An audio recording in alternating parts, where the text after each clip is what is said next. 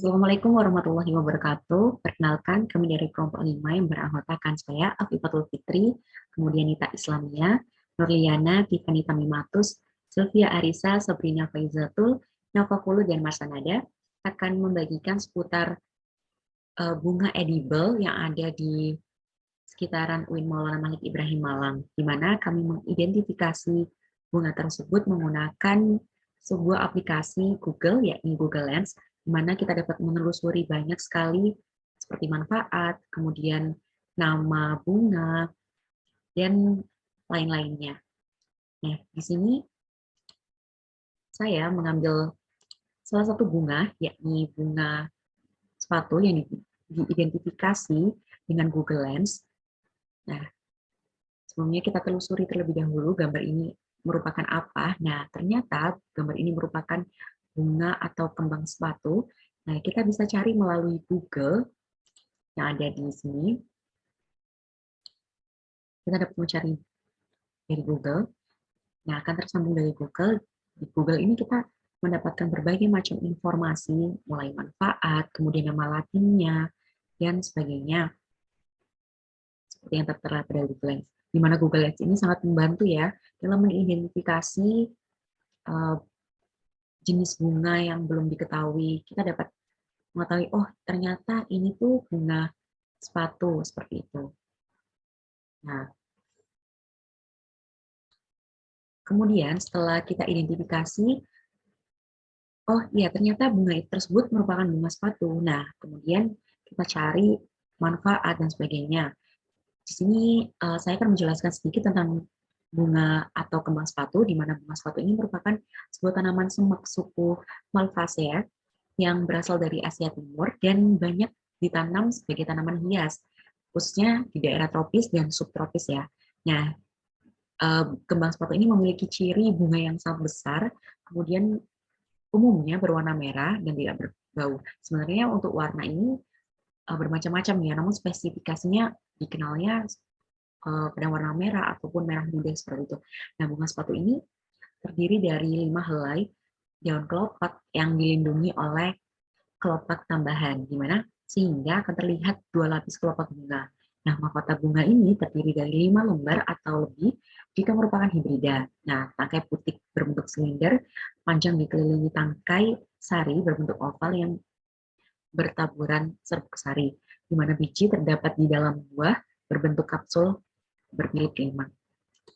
Nah, kemudian kita bisa mencari nama lokal dari bunga sepatu, di mana nama lokal dari bunga sepatu ini biasanya disebut dengan kembang sepatu, di mana memiliki klasifikasi ilmiah, kingdomnya merupakan Plantae, definisi Magnoliophyta, kemudian kelasnya Magnoliopsida, ordonya Malvales, kemudian familinya Malvaceae, genusnya Hibiscus. Sesuai dengan yang tadi kita cari di Google Lens, terdapat kembang sepatu, kemudian terdapat hibiscus. Nah, ini ternyata benar, spesiesnya merupakan Hibiscus rosa sinensis. Nah, kemudian kita dari Google Lens sendiri, kita dapat mengeksplor apa sih manfaat-manfaat dari bunga sepatu. Nah, di antaranya khususnya di Indonesia ini, berdasarkan jurnal Sumara ini, bunga sepatu itu digunakan untuk pengobatan tradisional loh. Nah, di mana daun dan bunga sepatu ini memiliki khasiat sebagai antiseptik, di mana antiseptik ini untuk penyembuhan luka atau penyembuhan luka ya, di mana bunga sepatu ini akan mempercepat proses penyembuhan luka dan daun, bunga, dan akar, bahkan sampai akarnya, hibiscus ini mengandung flavonoida. Nah, di samping daunnya mengandung saponin, polifenol, bunganya juga mengandung polifenol, akarnya pun juga mengandung banyak sekali senyawa yakni tanin, saponin. Kemudian peranan flavonoida merupakan sebagai peredaran ke seluruh tubuh dan mencegah terjadinya penyumbatan pembuluh darah sebagai antiinflamasi dan sebagai anti nyeri atau analgesik. Dan bunga sepatu ini umumnya digunakan sebagai pengobatan tradisional yang dilakukan dengan cara dilumatkan. Itu khususnya di Indonesia ya. Nah, untuk manfaat-manfaat bunga sepatu yang lain ada nih, menurunkan tekanan darah, di mana manfaat ini merupakan untuk menurunkan tekanan darah dan sudah dilakukan penelitian di mana melalui teh bunga sepatu ini dapat menurunkan tekanan darah sistolitik dan diastolitik. Nah, kemudian yang kedua, memelihara kesehatan hati. Nah, masih sama dengan yang menurunkan tekanan darah, diolah menjadi teh bunga sepatu, di mana hal ini diteliti dapat meningkatkan kesehatan hati dan membantu membuatnya bekerja secara efisien. Nah, kemudian ada ketiga untuk menurunkan berat badan. Nah, teh bunga sepatu juga ya, masih dengan teh bunga sepatu ini dapat digunakan untuk menurunkan berat badan. Kemudian untuk menurunkan resiko kanker, di mana kandungan polifenol pada senyawa bunga sepatu ini dilaporkan memiliki sifat anti kanker. Nah, selain itu, bunga sepatu ini memiliki sifat yang antioksidan yang sangat kuat ya, sehingga membantu bunga sepatu dapat mencegah pertumbuhan kanker. Nah, yang terakhir adalah sebagai indikator asam basa.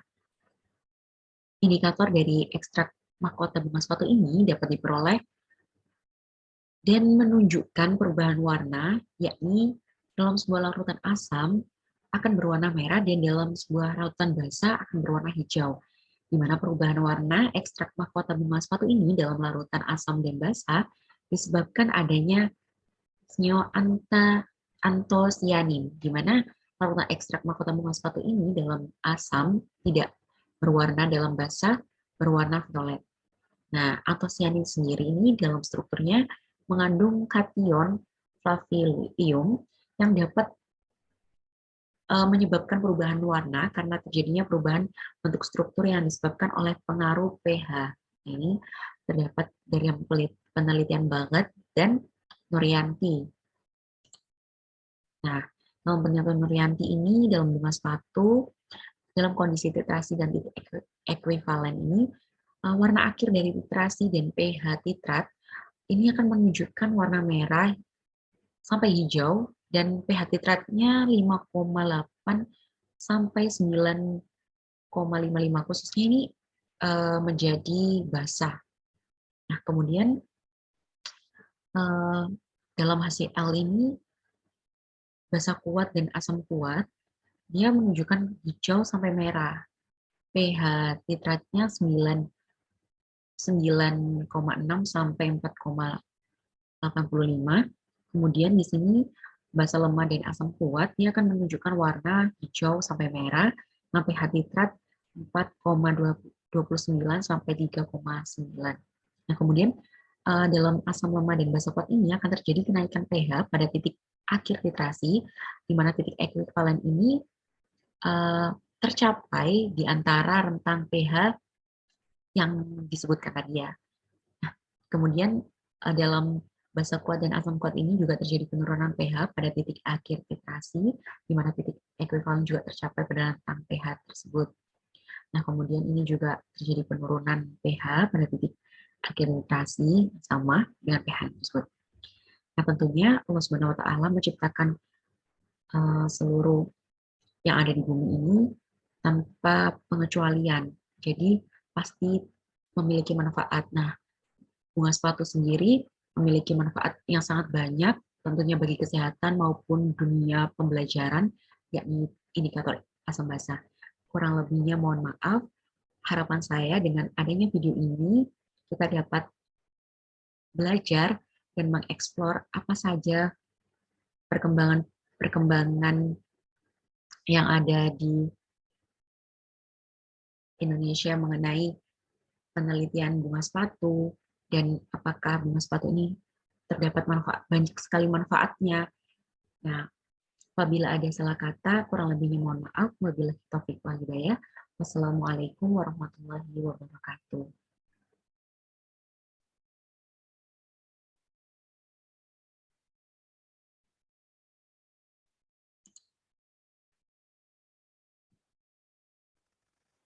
Assalamualaikum warahmatullahi wabarakatuh.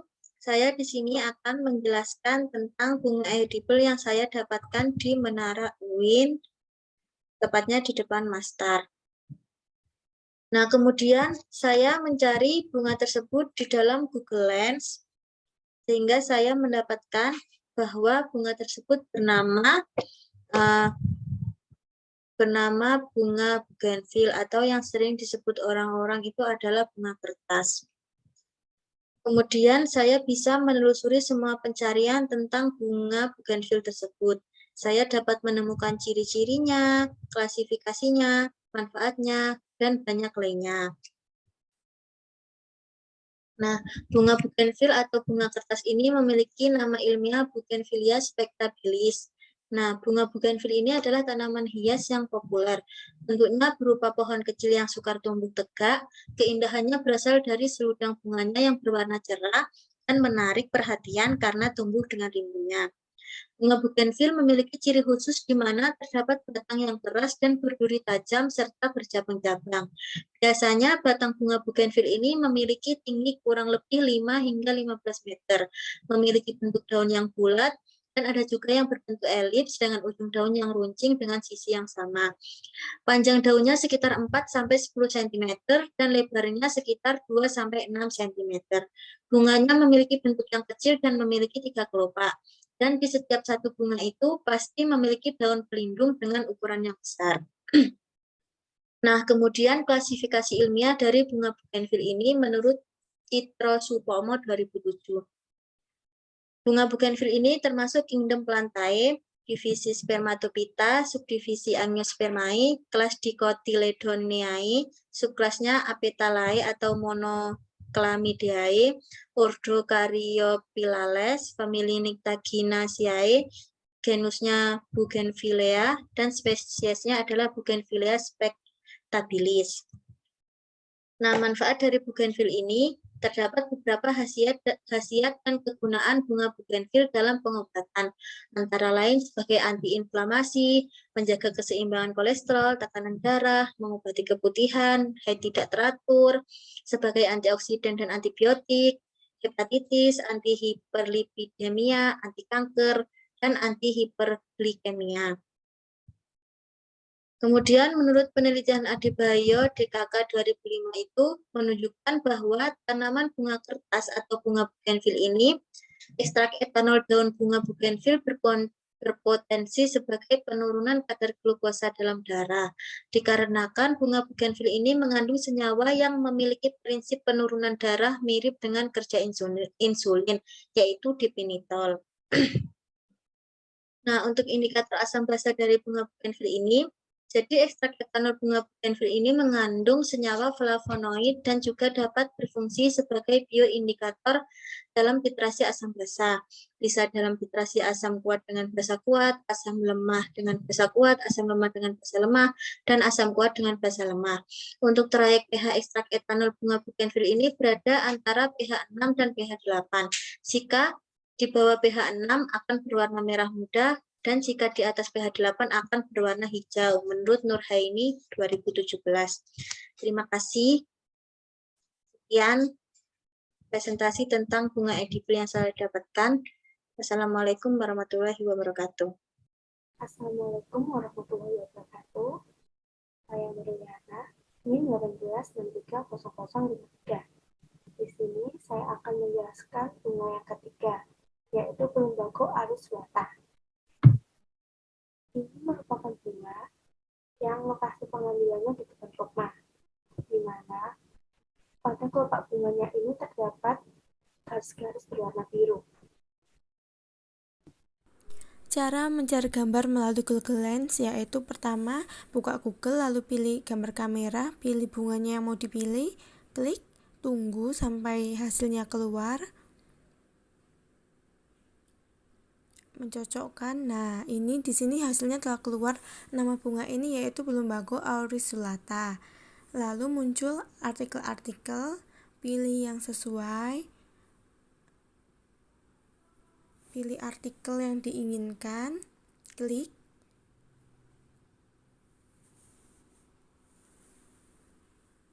Lalu muncul tentang bunga Plumbago auriculatus ini. Setelah dianalisis menggunakan Google Lens, maka diperoleh bahwa nama bunga ini yaitu Plumbago atau tiket bloodworm atau blue tumbaku. Dapat juga dikenal sebagai melati biru. Nama latinnya yaitu tumbaku Aurus latale. Familinya Plumbaginaceae. Daerah asalnya Afrika Selatan. Letaknya tanaman pengisi taman atau tanaman tepi jalan. Itu tanaman hias yaitu tanaman hias semak. Propagasi perbanyakannya yaitu dengan stek atau biji. Untuk media tanamnya menggunakan tanah kebun, dan perlakuan khususnya ini pemangkasan dan pemupukan. Nah, Plumbago auruswata ini merupakan spesies tumbuhan berbunga dalam keluarga Plumbagiaceae asli Afrika Selatan. Nama Plumbago sendiri berasal dari lumbung, yang berarti timah. Hal ini mengacu di mana bunga ini digunakan sebagai obat yang seharusnya untuk keracunan timbal. Aurus lata berarti berbentuk telinga dan mengacu pada pangkal daun. Plumbago aurus lata dikenal sebagai P. satensis, yang merupakan nama yang diberikan oleh ahli botani Thunberg pada tahun 1794. Namun, tanaman tersebut telah diberi nama Aurus lata oleh Lamarck pada tahun 1786 di tempat yang dikenal sebagai Hindia Timur. Meskipun awalnya merupakan tanaman dari Afrika Selatan, ia tersebar luas di seluruh dunia di daerah hangat dan beriklim sedang. Karena jika pada iklim yang dingin atau embun beku, tanaman ini tidak didukung pertumbuhannya dengan baik. Manfaat dari Plumbago sendiri dapat digunakan untuk sebagai obat tradisional, yaitu untuk mengobati kutil, patah tulang, dan luka. Jika diambil sebagai tembakau, dapat digunakan sebagai obat sakit kepala dan dapat digunakan sebagai obat emesis untuk menghilangkan mimpi buruk.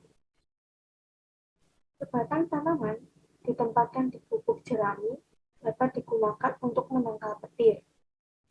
Manfaat tanaman, banyak metabolit sekunder yang telah ditemukan dan diisolasi dari Plumbago aurus lata, seperti plumbagin dan asam paulitan.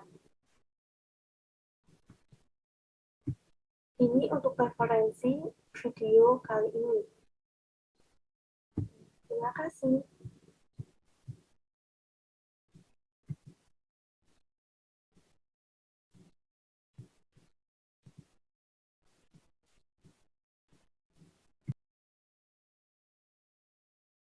Baik, untuk selanjutnya, perkenalkan nama saya Tiffany Taminatu Salsabila. Di sini saya akan menjelaskan mengenai identifikasi bunga iris kuning atau Trimesia marticensis sebagai indikator asam basa alami. Kemudian untuk cara mengidentifikasi tumbuhan lewat Google Lens dapat disimak pada video berikut. Jadi pertama-tama buka Google Lens, kemudian pilih foto yang akan diidentifikasi. Nah, di sini langsung saja, nanti langsung terlihat nama latinnya, yaitu Trimesia, dengan genus Iridaceae. Nah, di sini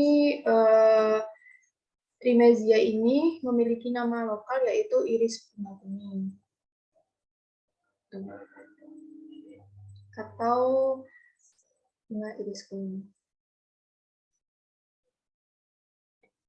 Kemudian selanjutnya untuk taksonominya sendiri ini dari kingdom plantae.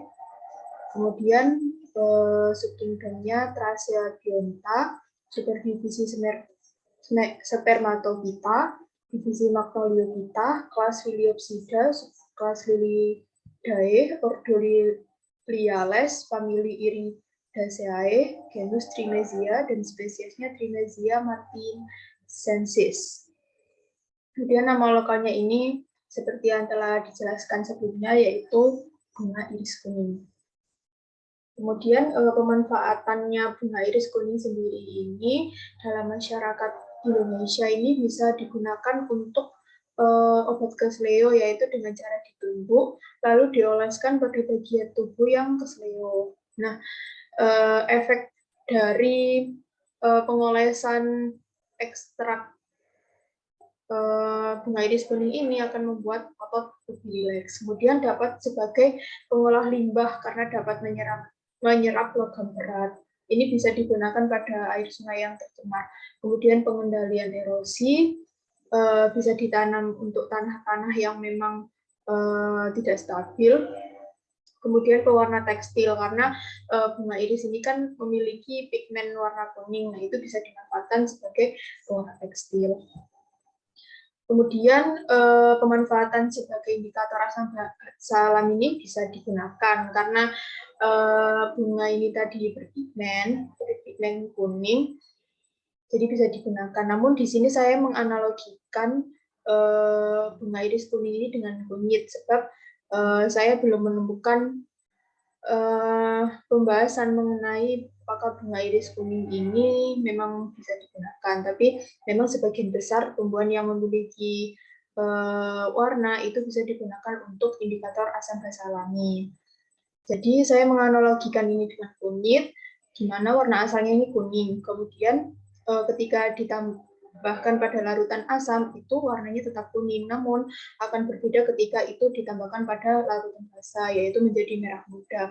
Hal tersebut menandakan bahwa iris kuning ini bisa bersifat basah karena dapat mengubah warna, dapat berubah warna ketika dia berada dalam larutan basah. Kemudian ini sumber yang saya kutip, yaitu buku dari LIPI. Baik, itu dari saya.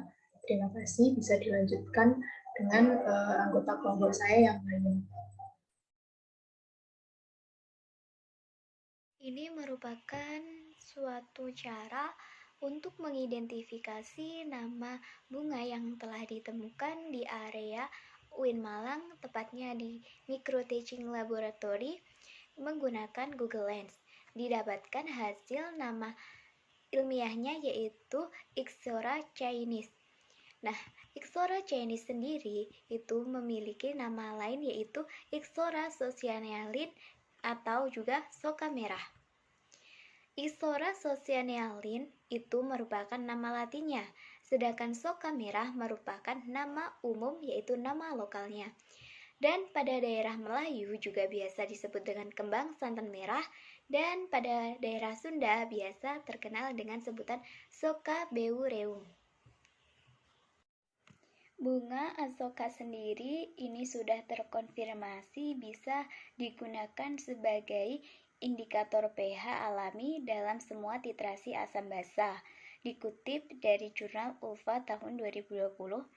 Dan bunga asoka sendiri juga mengandung antosianin yang bertanggung jawab atas warna merah pada bunga. Antosianin yang terdapat pada bunga asoka merupakan palagornidin, diglukosida, cyanidin, diglukosida. Dalam suasana asam, antosianin berwarna merah, sedangkan pada suasana basa itu biasanya berwarna hijau. Kertas indikator ekstra bunga asoka ditentukan berdasarkan trayek pH-nya mengandung larutan buffer dengan pH 1 sampai dengan 9, pada pH kurang dari 4 berwarna merah, sedangkan pada pH lebih dari 9 warna kertas indikator menjadi berwarna hijau. Dikutip dari Erna tahun 2015.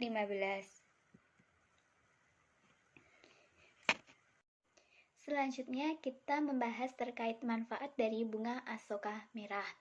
Dikutip dari jurnal Porrima tahun 2014 bahwa bunga asoka merah ini bisa dijadikan sebagai obat selain bisa dijadikan sebagai tanaman hias dan indikator pH alami.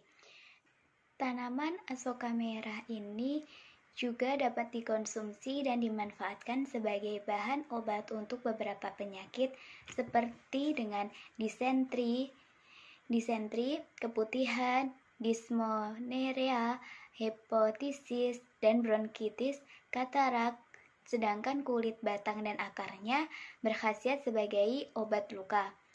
Dari studi preklinis telah menunjukkan bahwa tanaman memiliki antiinflamasi, antimikroba, antioksidan, anti-ulcerogenik, anti-diare, antinosiseptif, antimutagenesitas, hipotoprotektif, dan hipolipidemia.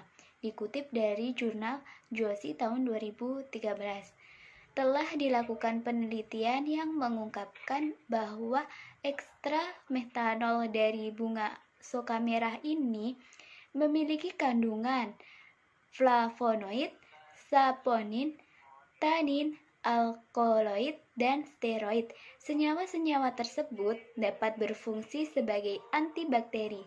Bunga asoka merah dapat digunakan sebagai antibakteri dari gram positif dan bakteri gram negatif, dikutip dari jurnal Saha tahun 2018.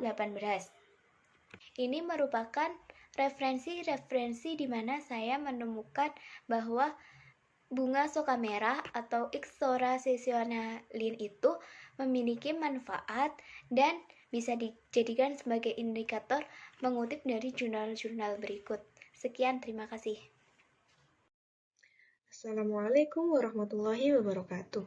Kali ini kita akan mempelajari tentang bunga yang terdapat pada gambar berikut.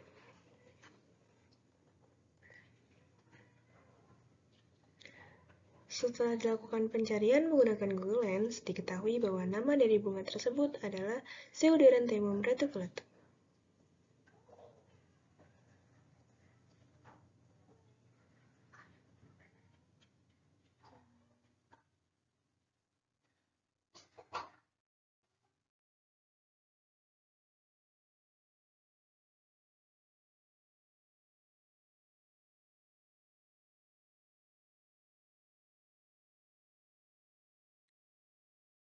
Melati Jepang, atau yang dikenal sebagai Yellow Vein Eranthemum,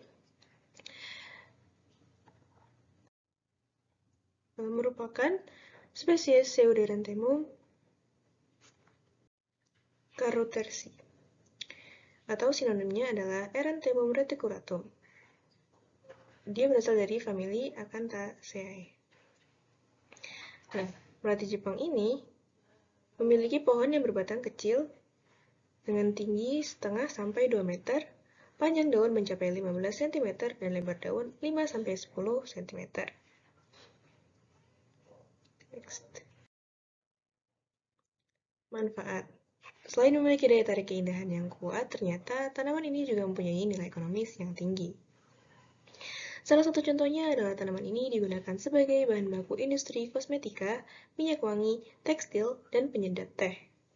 Potensi tersebut dikarenakan oleh kandungan minyak asirinya yang dikenal bermutu baik, meliputi senyawa-senyawa seperti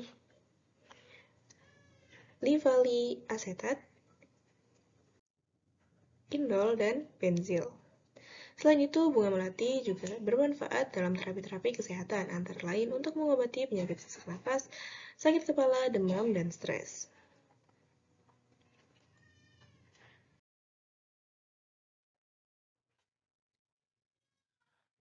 Selain sebagai tanaman hias yang memiliki nilai estetika atau sekedar dijadikan pagar pembatas wilayah, manfaat lain yang dimiliki oleh tanaman melati Jepang ialah yang pertama, mengatasi demam.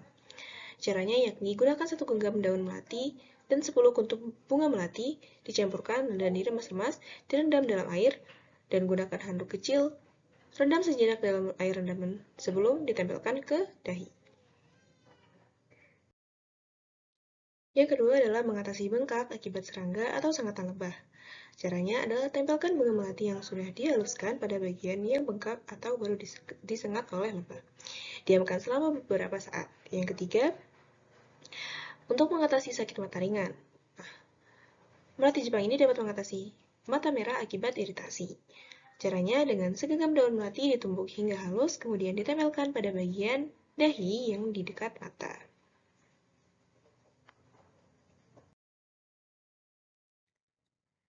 Yang keempat adalah sebagai obat sariawan. Mengkonsumsi air rendaman dari bunga ini dapat membantu mengatasi sariawan. Selanjutnya, mengatasi DBD atau demam berdarah. Caranya dengan merebus 7 lembar daun melati dan 1,25 gram belimbing dalam 250 ml air, direbus hingga airnya tinggal 1 gelas saja. Didinginkan, disaring dan diminum 8 gelas sehari selama 3 hari berturut-turut. Yang keenam adalah memberikan efek relaksasi. Caranya dengan merebus bunganya lalu ditambahkan pada bak mandi dan efek relaksasi akan didapatkan saat mandi. Yang ketujuh adalah mengatasi kulit terbakar akibat matahari.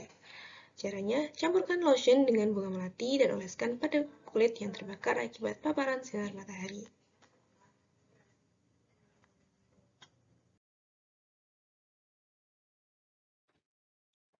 Yang kedelapan adalah sebagai absorben timbal atau pelembung di udara.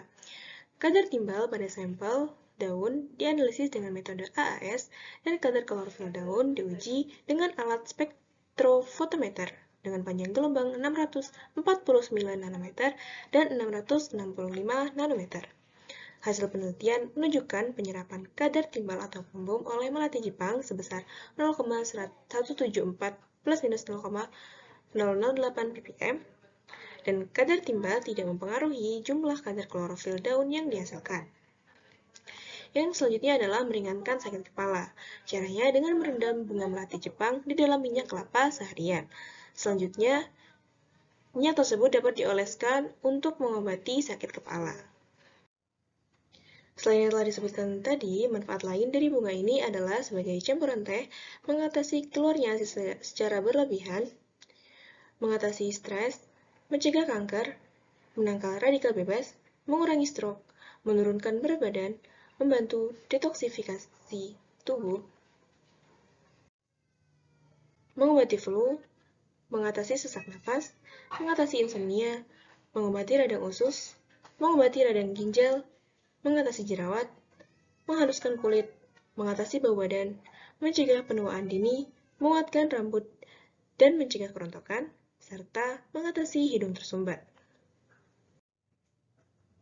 Next. Cukup sekian dari saya, mohon maaf terdapat banyak kekurangan. Tanaman selanjutnya akan dijelaskan oleh rekan saya.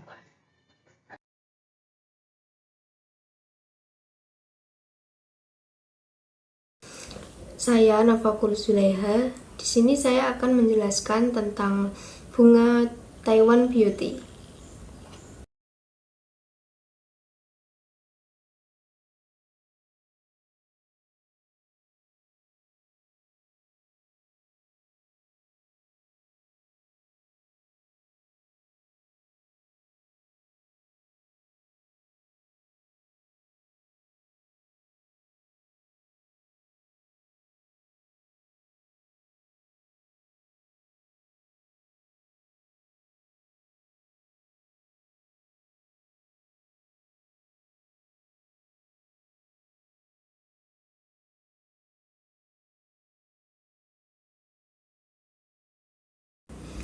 Tanaman ini mempunyai nama latin yaitu Cupea hysopiphila dan nama lokalnya yaitu Taiwan Beauty.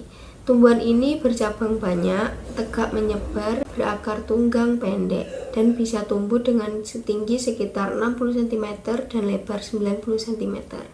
Tanaman ini memiliki bunga yang berwarna ungu lavender atau putih dan berdaun halus. Umumnya lebih suka posisi di bawah sinar matahari penuh, tetapi toleran terhadap naungan parsial. Dan mereka umumnya juga tumbuh paling baik di tanah dengan kelembaban sedang dan berdrainase baik.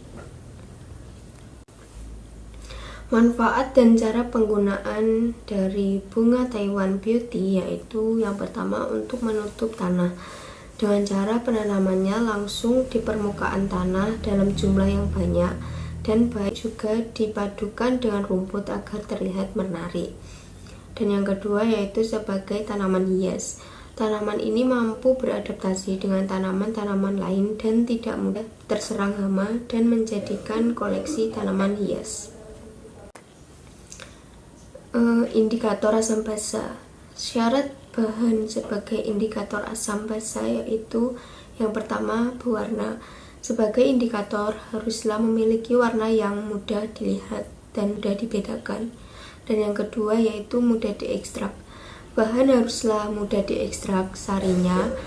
Bahan-bahan yang digunakan sebagai indikator akan diperas atau dipotong-potong dan diambil sarinya, sehingga pemilihan bahan sangat penting untuk memilih bahan yang mudah diolah.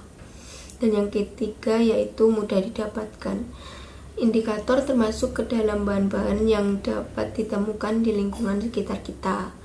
Jadi, tidak perlu menggunakan bahan-bahan atau tanaman yang langka dan dilindungi.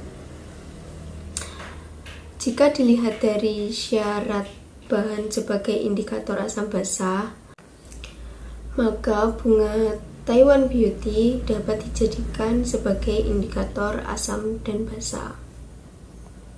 Sumber referensi yang saya baca untuk menyusun tugas ini, saya ambil beberapa dari buku, jurnal, dan website. Sekian penjelasan dari saya. Terima kasih. Assalamualaikum warahmatullahi wabarakatuh. Video ini kita akan mempelajari tentang identifikasi bunga kenanga ungu dengan saya Marsanada dari kelas Kimia C. Lalu kita lanjutkan dengan mengidentifikasi bunga yang kita dapatkan pada halaman Gedung B Universitas Islam Negeri Maulana Malik Ibrahim Malang. Setelah kita mendapatkan bunganya, kita akan mengidentifikasinya menggunakan aplikasi yang bernama Google Lens. Setelah kita identifikasi, lalu akan muncul nama-nama bunganya seperti nama bunga Latin atau nama lokalnya. Setelah kita mengidentifikasi dan mendapatkan hasil seperti nama dan ciri-cirinya, kita lalu akan membahas tentang 4 materi, yaitu yang pertama tentang nama bunganya seperti nama Latin maupun nama lokal, lalu manfaat, lalu materi yang ketiga yaitu cara menggunakannya atau cara menggunakan bunga tersebut untuk dimanfaatkan, dan yang keempat apakah bunga itu bisa dijadikan asam indikator asam dan basa. Yang pertama yaitu kita akan membahas tentang nama dari bunga tersebut. Nama-nama ini termasuk nama Latinnya maupun nama lokalnya. Bunga ini memiliki nama Latin yaitu Ruellia tuberosa, atau dalam nama lokalnya bisa kita sebut dengan daun kencana ungu, atau dalam bahasa Jawanya bisa kita sebut dengan bunga pletean. Bunga ini memiliki definisi yaitu tanaman semak yang berwarna biru atau ungu yang memiliki biji kering yang dapat meletus jika terkena air. Kencana ungu adalah spesies dari tumbuhan berbunga yang termasuk ke dalam keluarga Acanthaceae, berasal dari Amerika Tengah, tetapi kini sudah tersebar di seluruh dunia, terutama daerah beriklim tropis dan juga di Asia Tenggara. Lalu yang kedua, kita lanjutkan dengan manfaat dari bunga ini. Bunga ini memiliki beberapa manfaat terutama di bidang kesehatan, yaitu yang pertama bisa mengobati diabetes mellitus, dan yang kedua bisa mengobati kencing batu dan mengobati antilipidermia. Lalu yang keempat bisa digunakan sebagai antioksidan dan anti diabetes, dan masih banyak lainnya. Jadi bunga ini memiliki beberapa manfaat, walaupun dia termasuk bunga liar, tetapi manfaatnya begitu banyak dan terbukti ampuh, karena pada beberapa daerah bunga tersebut telah dipasarkan dan digunakan sebagai obat-obatan kesehatan. Seperti yang telah saya jelaskan sebelumnya, bahwa bunga ini pada beberapa daerah telah digunakan sebagai obat-obatan dan juga telah dipasarkan. Pada contohnya, ini pada daerah Nganjuk mereka menggunakan daun ini untuk mengobati diabetes. Yang ketiga yaitu how to use, atau yang berarti gimana cara kita menggunakan daun tersebut agar bisa bermanfaat dan digunakan sebagai obat-obatan kesehatan. Kita bisa menggunakan daun tersebut dengan cara memasaknya. Nah, di sini saya akan memaparkan gimana cara memasak daun kencana ungu. Yang pertama yaitu setelah kita mempunyai daunnya, kita harus mencucinya dulu agar bakteri dan kotoran yang menempel pada bunganya itu bisa terangkat dan memastikan daun tersebut bersih. Setelah kita cuci, kita langsung merebusnya dengan 250 ml air atau secukupnya aja. Setelah kita masak, kita dinginkan agar minuman tersebut bisa kita minum. Lalu pada pembahasan yang keempat, kita akan meneliti apakah daun kencana ungu bisa kita jadikan sebagai indikator asam dan basah. Daun kencana ungu itu bisa dijadikan sebagai indikator asam dan basah karena memiliki pigmen warna atau antosianin. Kalimat ini adalah sebuah pemikiran dari peneliti yang bernama Manoj pada tahun 2014. Ini adalah sumber-sumber yang saya ambil untuk bahan dari materi video ini. Sekian dari kami, semoga apa yang kami sampaikan bisa bermanfaat untuk kalian dan see you next time.